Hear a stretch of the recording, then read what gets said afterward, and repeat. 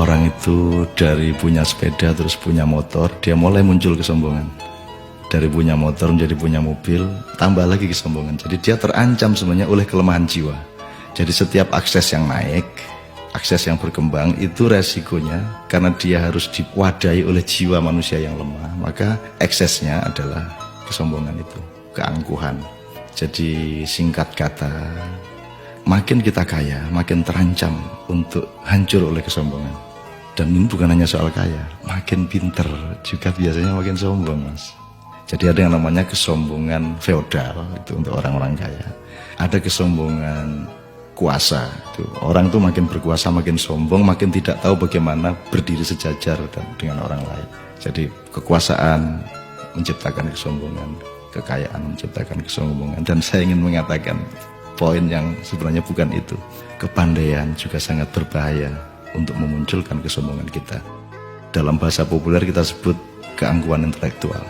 Tapi yang lebih berbahaya lagi, menjadi orang soleh, orang alim itu juga bisa menimbulkan kesombongan. Jadi banyak orang-orang yang beragama dengan tekun, salah satu hasilnya adalah dia sombong atas orang lain. Diam-diam selalu merasa lebih hebat dari orang lain, lebih masuk surga daripada orang lain, lebih diterima Allah oleh orang lain.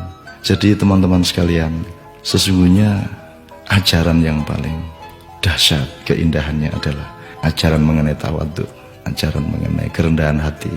Jadi orang sholat, orang beribadah itu adalah latihan untuk mencampakkan diri, bukan untuk mengunggul dan menegakkan diri. Mencampakkan diri di hadapan Allah. Kita bersujud-sujud tersungkur-sungkur supaya kita siap untuk berlaku rendah hati kepada siapapun.